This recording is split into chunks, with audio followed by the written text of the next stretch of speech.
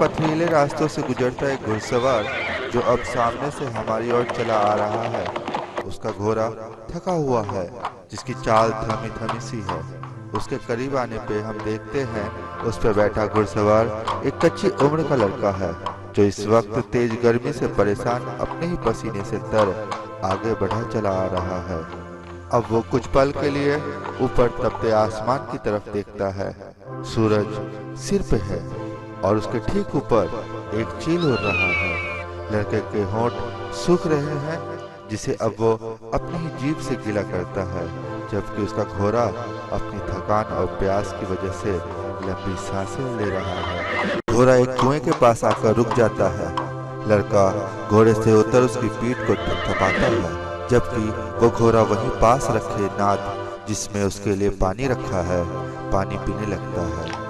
घोड़े को पानी पीता देख लड़का भी वहीं पास रखे मिट्टी के मर्तबान को खोल उसमें से पानी निकाल खुद भी पानी पीने लगता है। लड़का इतनी जल्दी में है कि अगर कुछ पानी उसके मुंह में जा रहा है तो काफी कुछ बाहर भी गिर रहा है। दोनों को देख ऐसा लगता है दोनों काफी प्यासे हैं। लड़का घोड़े पर सवार एक बगीचे के रास्ते आगे बढ़ रहा है। लड़का देखता है रास्ते में उसके सामने नीचे जमीन पर काफी फल गिरे हैं। लड़का फल उठाकर खाने लगता है। उसके सामने काफी फल रखे हैं और वो इस समय एक मचान पर बैठा है। उसके सामने दूर दूर तक खेत और उसकी हरियाली दिखती है, जहाँ लोग काम कर रहे हैं, और उसका घोड़ा भी वहीं पास वाले खेत में बड़े इत्मीनान से घास चर रहा है। जबकि लड़के की नजर वहाँ काम कर रहे लोगों पे है। मजदूर काम करते करते अपने चोर नजरों से सामने बैठे अपने मालिक को भी देख रहे हैं। इस तरह से लड़के को देखने वालों में एक लड़की ऐसी भी है जो कुछ ज्यादा ही उसे देख रही है। फर्क बस इतना है कि उसकी नजरों से ऐसा लगता ही नहीं कि वो अपने मालिक को देख रही है, बल्कि हमें उसकी नजरों में छुपे हुए उसके प्यार की कशिश साफ साफ दिख रही है।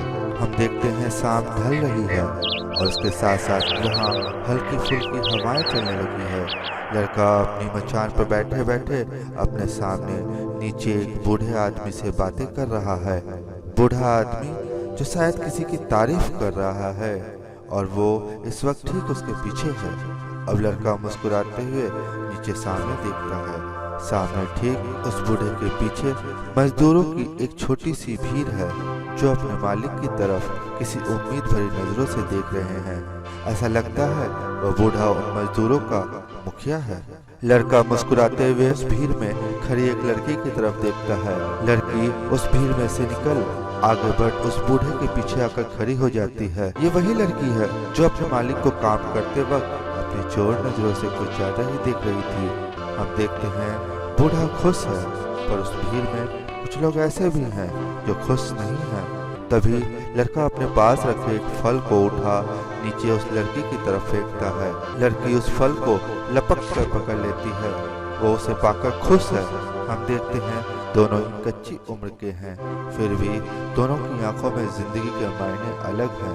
लड़का उसे ही देख रहा है। वो उसकी तुलना वहाँ खड़ी दूसरी लड़कियों के चेहरे से करता है। ये देख लड़की दुखी हो जाती है। दरअसल सच्चाई तो ये है कि लड़की के चेहरे की बनावट इतनी अच्छी नहीं है। वहीं दूसरी तरफ जो लोग कुछ देर पहले खुश नहीं थे, वो अब खुश नजर आ रहे हैं, जबकि वो लड़की अपनी मायूसी के साथ मजदूरों की भीड़ में वापस लौट चुकी है। बात एक खसियारन के एक तरफा प्यार की है।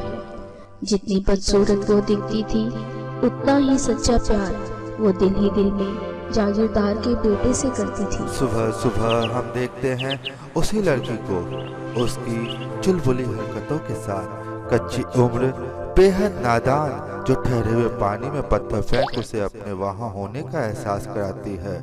पत्थर को डूबता देख इस बार वो लड़की अपने बालों से एक फूल निकाल उसे सामने पानी में फेंकती है। इस बार फूल को पानी के साथ उसके तरंगों पर तैरता देख लड़की खुश हो जाती है। दिखने में वो लड़की जितनी बदसूरत है, व्यवहार, उसकी हंसी, उसकी चंचलता, उसकी नजरों से, उसकी आंखों से वो उतनी खूबसूरत है। जैसे वो दुनिया को हर पल में खुलकर पूरी तरह से जी लेना चाहती हो, हर पल उनके बीच उनकी अपनी बनकर। अब वो लड़की अपने फूलों वाली टोकरी उठा वहाँ से चल देती है। तभी उसे सामने से आती कुछ लड़कियाँ दिखती हैं। अब वो लड़की आपस में मिल बातें करते हुए वहाँ से आगे निकल जाती है और हम देखते हैं पानी में तैरता वो फूल अब डूब रहा है। लड़की जो गांव के कुएं से पानी खींच वहाँ की औरतों की मटकियों में पानी डाल रही है। औरतें जो उसके इस व्यवहार को देख उससे बेहद खुश हैं। दिन निकल आया है, लोग खेत में काम कर रहे हैं। हम देखते हैं वहाँ लड़की भी उन खेतीहर मजदूरों के बीच अपना काम कर रही है। तभी सामने से लड़का अपने घोड़े पे सवार बिना वहाँ रुके वहाँ से गुजरता है। लड़की लड़के को वहाँ से गुजरते हुए अपनी चोर नजरों से देख रही है।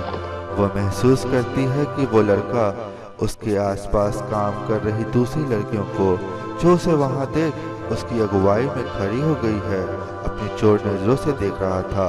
और जैसे ही उसकी नजर खुद उससे टकराती है, जो बजाय उसकी अगुवाई में खड़े होने के बैठी अपने काम को करती रही। ये देख उसकी नजर वापस उसके रास्ते पर जा टिकती है।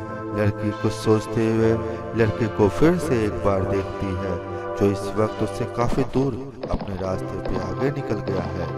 ये देख लड़की मुस्कुराते हुए अपने काम पे लग जाती है।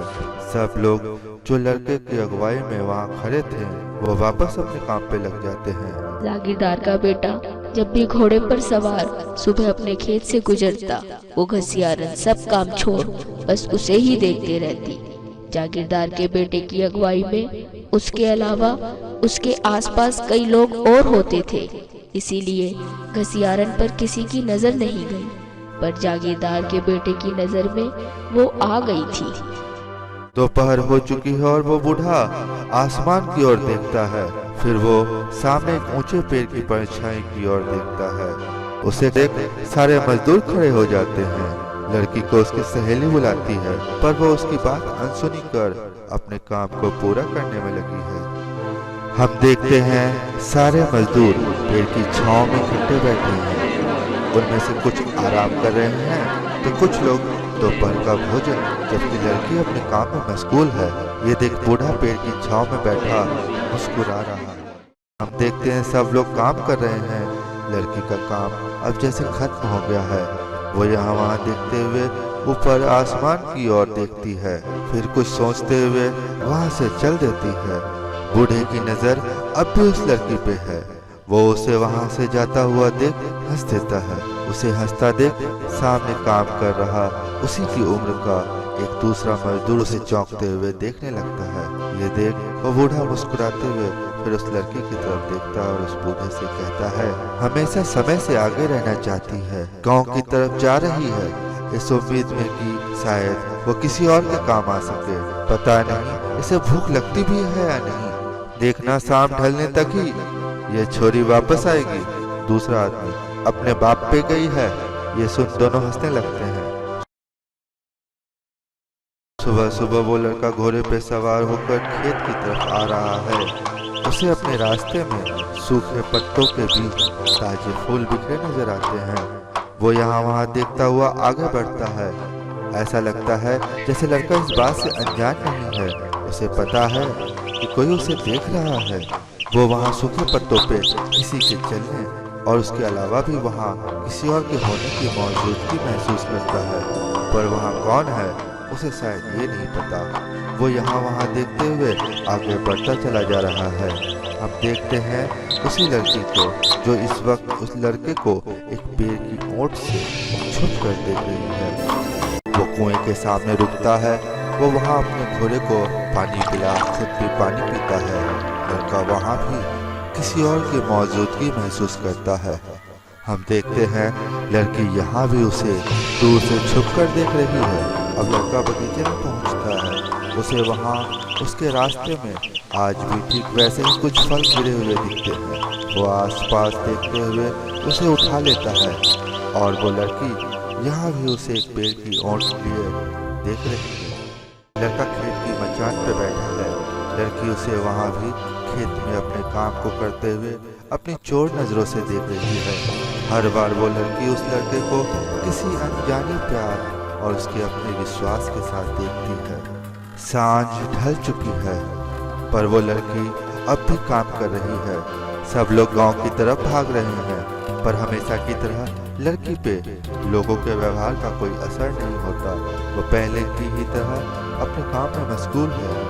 तभी एक किसान भागते भागते उसे बताता है कि लोग क्यों भाग रहे हैं। खबर सुनते ही वो लड़की अपना गड़ासा वहीं से गांव की तरफ दौड़ने लगती है। हम देखते हैं लड़की पागलों की तरह भाग रही है।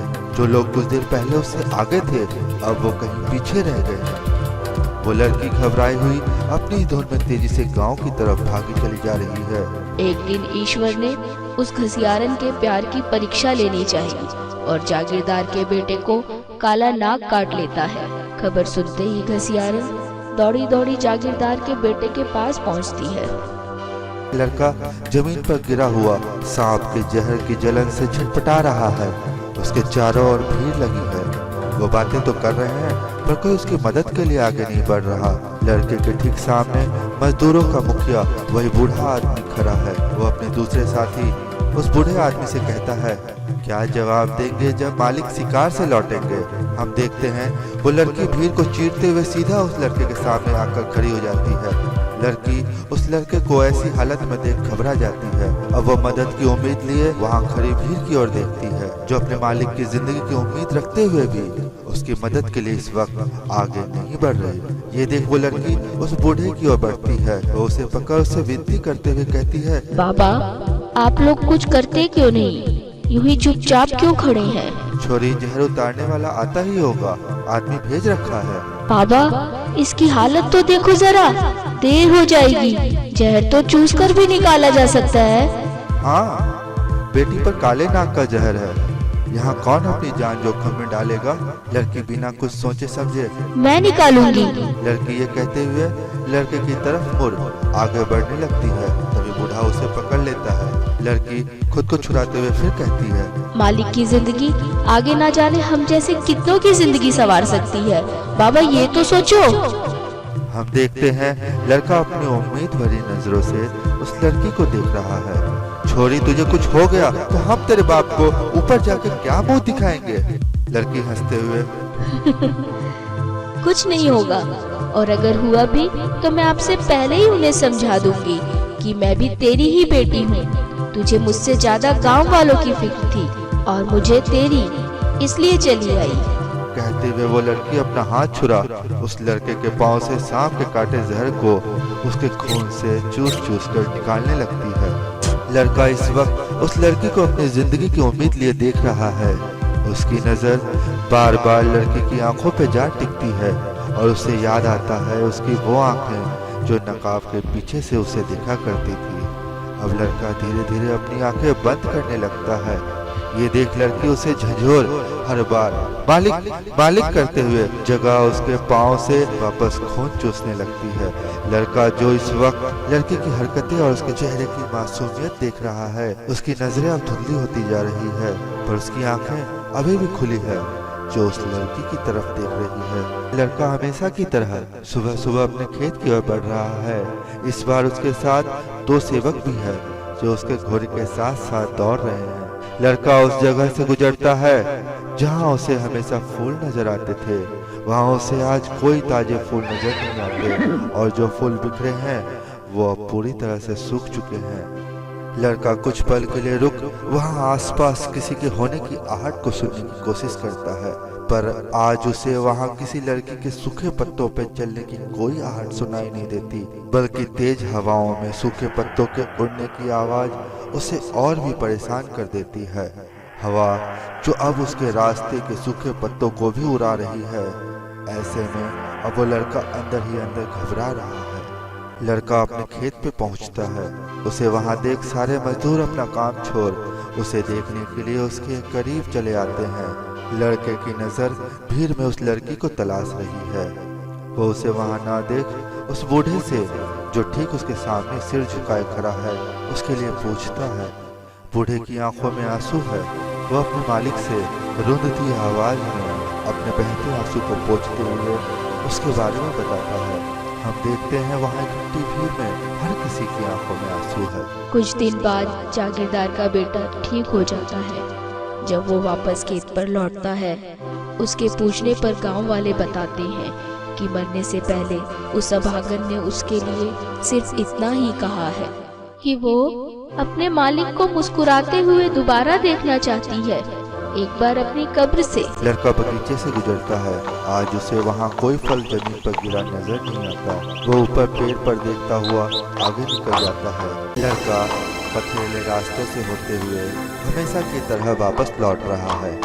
जब वो उस कुएं से गुजरता है, उसका घोड़ा खुद ब खुद कुएं की तरफ मुड़ जाता है। लड़का उदास है। वो हमेशा की तरह चुपचाप अपने घोड़े से उतर जाता है, पर उसे वहाँ कहीं भी पानी की एक बूंद भी नजर नहीं आती, ना उसके घोड़े के लिए ना खुद उसके लिए। और उसका आदमी कुएं से खाली लौट आया है। ये देख लड़का भी उस कुएं में झांक कर देखता है। उसे वो कुआं सूखा नजर आता है। लड़का आगे बढ़ रहा है। उसे रास्ते में एक कुआं दिखता है जहां लोग इकट्ठे हो उसे पानी निकाल रहे हैं, और वो लड़का बिना रुके अपने रास्ते आगे बढ़ता चला जा रहा है। लड़का एक घर के सामने आकर रुकता है। वो अपने घोड़े से उतर एक बच्चे से कुछ पूछता है, जबकि उसका आदमी उसका घोड़ा थामे वहीं खड़ा है, और वो बच्चा उस लड़के को साथ लिए आगे बढ़ रहा है। वो जिस रास्ते आगे बढ़ रहे हैं उसके दोनों तरफ फूलों के बगीचे हैं, और ये वही फूल है जिसे वो हर रोज अपने रास्ते पे बिखरा हुआ देखा करता था। लड़का उस लड़के की कब्र पे पहुंचता है। कब्र जो मिट्टी से ढकी है और उसके आसपास बांस का घेरा है, पर वो कब्र उसी फूल के बगीचे के ठीक बीचों बीच बनी है जिसे लड़की पसंद किया करती थी। हम देखते हैं कब्र पे वही पसंदीदा फूल बिखरे हुए हैं, और लड़का उसके सामने उसकी मट्टी पे अपना सर रख बिलख बिलख कर रो रहा है। उसकी बाहें उस कब्र पे खुली है और उसकी मुट्ठी उसकी मिट्टी को अपनी ओर समेटने की कोशिश कर रही है। और अब वो लड़का उससे मिलने आया है, पर वो अपनी खामोशी पे मुस्कुरा ना सका। तभी हवा के एक झोंके ने जैसे उस बेजान बगीचे में जान डाल दी हो। जो अब तक खामोश खड़ा था अब झूमने लगा है। ऐसा लगता है जैसे उस वीरान बगीचे में कोई और भी है जो चुपचाप दबे पांव बहती हवाओं के साथ उस कब्र की तरफ बढ़ रही है। हम देखते हैं कब्र पे जो फूल बिखरे थे अब वहाँ गिनती के सिर्फ 3 ही रह गए। तभी एक और फूल उसी पल हवा के झोंके से दूसरी तरफ लुढ़क जाता है।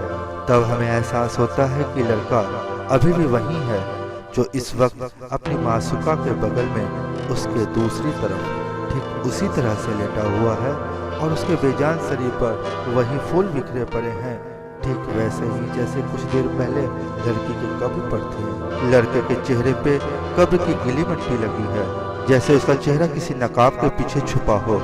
उसकी आंखें जो आंसुओं से भरी है, वो वहां से अपने आसमान, उसकी अपनी दुनिया को देख रही है। ठीक उसके बगल में लड़की के कब्र पे जो 2 फूल बचे हैं वो भी कुछ इस तरह से है जैसे कोई उस कब्र से सामने खुले आसमान को देख रहा हो, और उसकी आंखें वो 2 बचे हुए फूल हैं। लड़का अपनी पलकें समेट लेता है और उसकी आंखों में ठहरे आंसू बाहर निकल आते हैं।